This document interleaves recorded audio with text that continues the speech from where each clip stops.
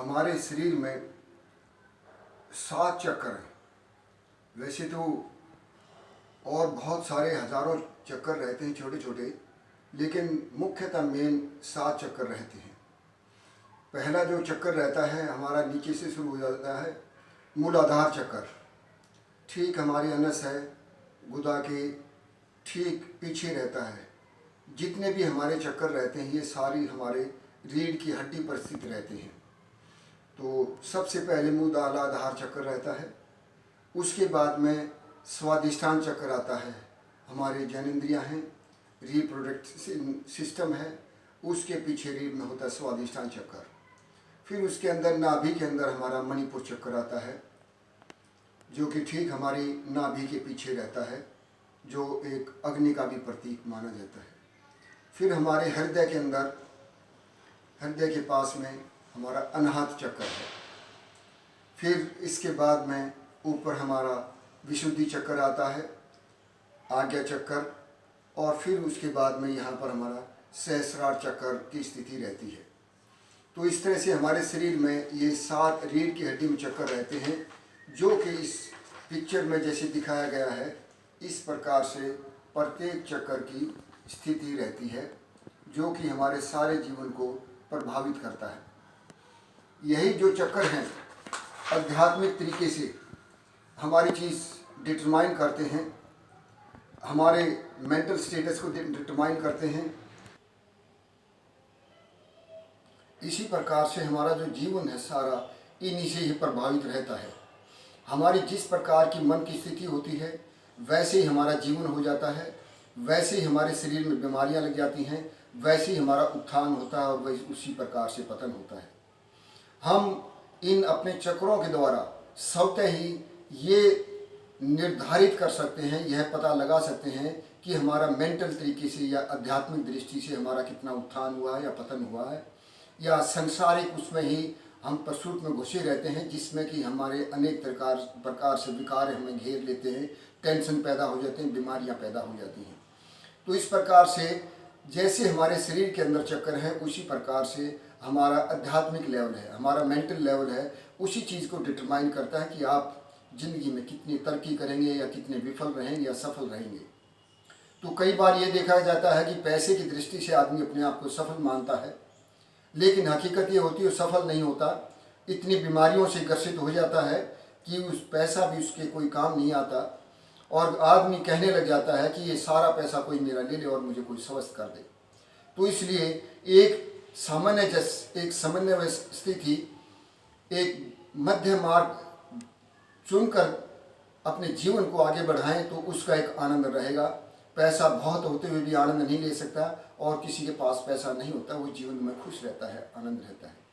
तो इस प्रकार से आप अपने चक्रों के द्वारा कि आपका मन का किस चक्कर तक उठ गया है, इस तरह से आप वहाँ से आप अपने आप को आंकलन कर सकते हैं।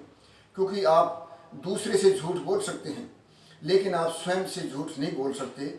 इसके लिए आवश्यक है हम अपने चक्रों की स्थिति को जानें और अपने आप का मूल्यांकन करें कि हमारी स्थिति कहाँ पर है।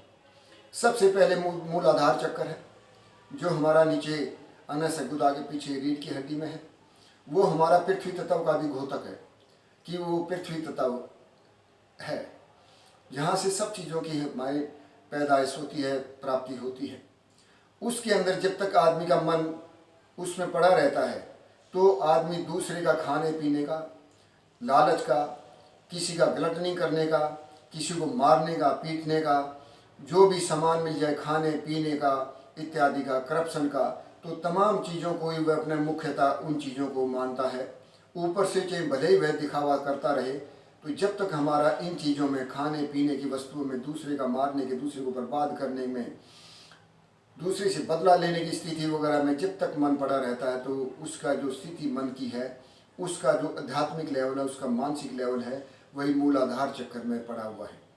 मूलाधार चक्कर में जिसका मन पड़ा रहता है उसको अनेक प्रकार की बीमारियां भी लग जाती हैं। जैसे हमें जो शुगर की बीमारी है, शुगर की वहीं से लगती है, कैंसर वहीं से लगता है, शरीर में फोड़े फुंसी इत्यादि जितने भी प्रकार के हमारे जो विकार हैं जो हमारे हड्डियों में रहते हैं, हमारे जो थायराइड वगैरह की प्रॉब्लम रहती है, सब वो उसी की देन है कि हमारा मन अभी तक है उन्हीं बातों में पड़ा हुआ कि दूसरे का भसकना, दूसरे का खाना पीना और उससे मन ना उठने की वजह से हमें वो बीमारियां स्वतः ही घेर लेती हैं।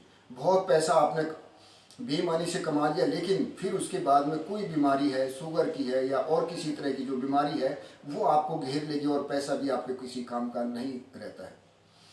इसके बाद में हमारा स्वाधिष्ठान चक्कर पर आता है। अगर आपके मन की स्थिति स्वाधिष्ठान चक्कर पर तक आ गई है, मूलाधार चक्कर से ऊपर उठ गया है, आप दूसरे की ऊपर बुरी नज़र नहीं रखते हैं किसी के माल धन इत्यादि पर, तो स्वाधिष्ठान चक्कर तक हमारा मन आ जाता है। स्वाधिष्ठान चक्कर पर जब हमारा मन की स्थिति रहती है, तब हम इन चीज़ों से जितने भी हमारे में जो सेक्स विकार वगैरह हैं, किसी को बुरी नज़र से देखना, किसी को बुरा ताकना, बुरा वो करना, हम इनसे ऊपर उठ जाते हैं। तो इन बीमारियों से जब हम ऊपर उठते हैं तो हमें शुगर वगैरह की जो बीमारी वगैरह होती हैं, इनसे हम ऊपर उठ जाते हैं।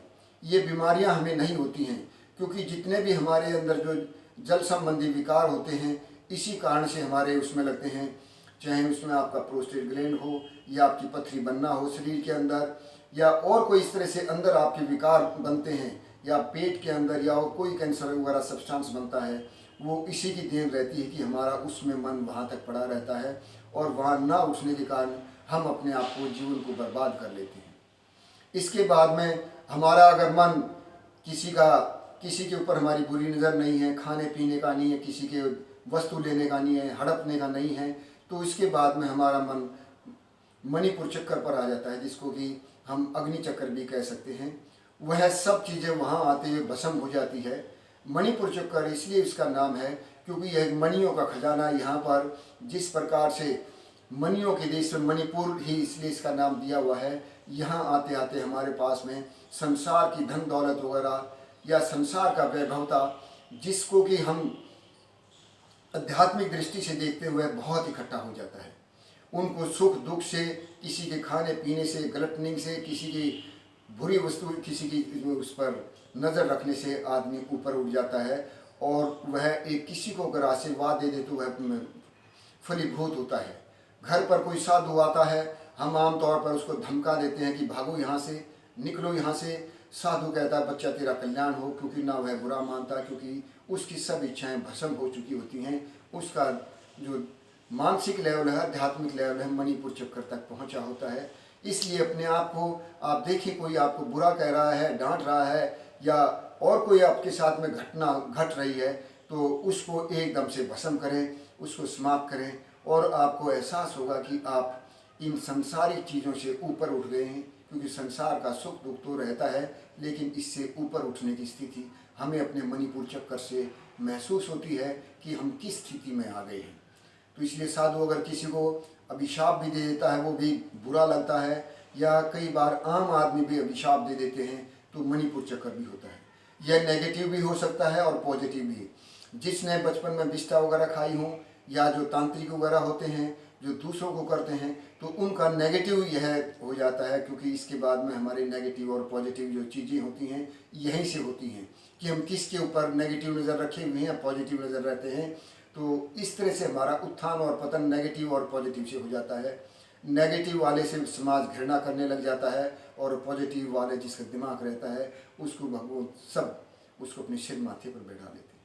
इसके बाद में हमारा अनाहत चक्र आता है, जो कि हृदय के पीछे है, हमारा रीढ़ के हड्डी के ऊपर।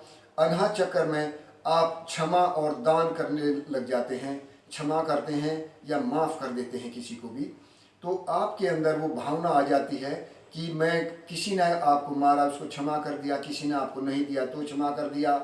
और आपके पास में जो है कोई विद्या है या और कोई चीज़ है, तो आप दान करने लग जाते हैं। तो संसार में बहुत सारे ऐसे व्यक्ति हैं जो कि क्षमा और दान के बड़ी बड़ी मूर्ति हैं।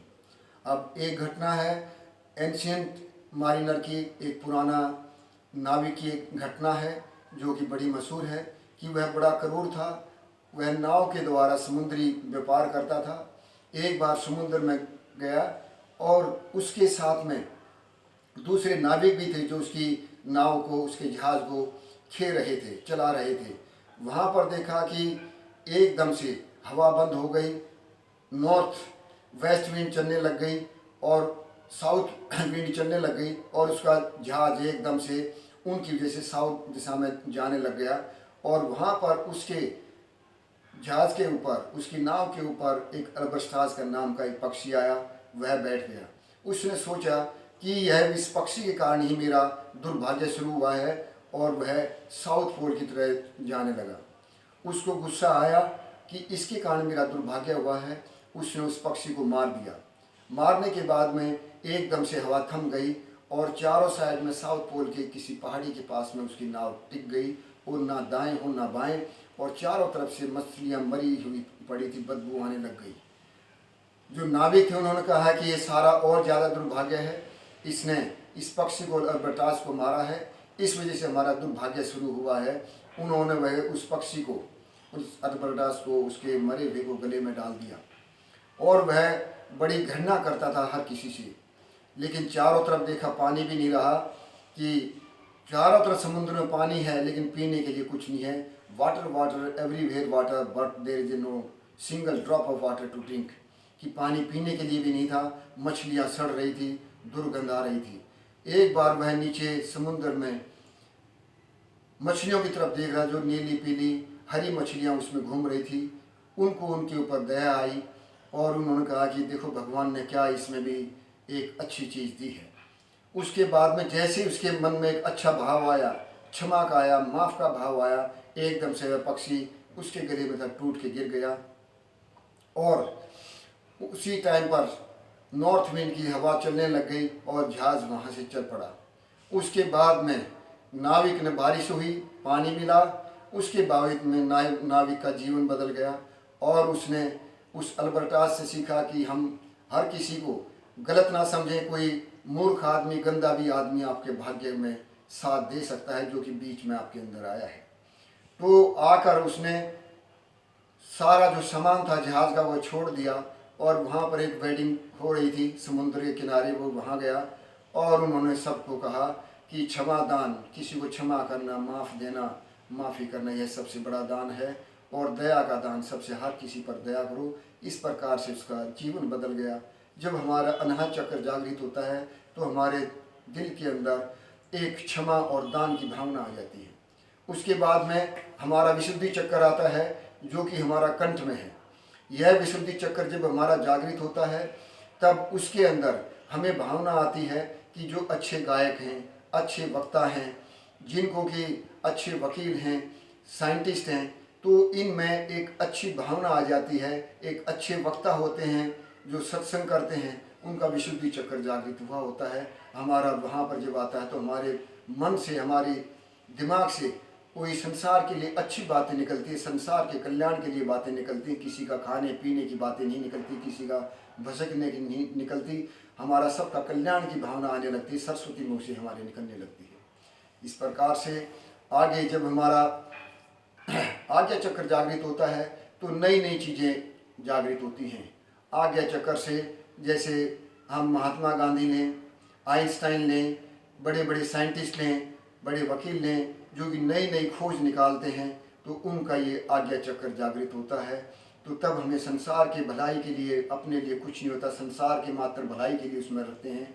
इसी प्रकार से हमारे तमाम भगवान हैं जिन्होंने हमें बड़े बड़े धर्म ग्रंथ दिए, उन्होंने हमसे कुछ नहीं लिया, सिर्फ एक समाज के कल्याण के लिए कार्य किया। इसमें बड़े बड़े अभी आदमी हैं जिनका कि विशुद्धि चक्र और ये ज्ञान आज्ञा चक्र रहता है। उसमें बिल गेट है, टाटा है, विप्रो वाले हैं, आजम प्रेम जी हैं। तो इस प्रकार से उनके देखेंगे कि मुसीबत के समय में वो कोई भी चीज़ करने के लिए, समाज के लिए तैयार रहते हैं। तो ऐसे समाज में आदमी पूजनीय हो जाते हैं और समाज अन्याय एकदम से उनको पूजने लग जाता है। उसके बाद में हमारा सहस्रार चक्र, जो कि हमारा कपोल के अंदर है, जो हमारी चोटी होती है, तो वहाँ पर स्थित रहता है कपाल में, जिसमें हजारों चक्र रहते हैं।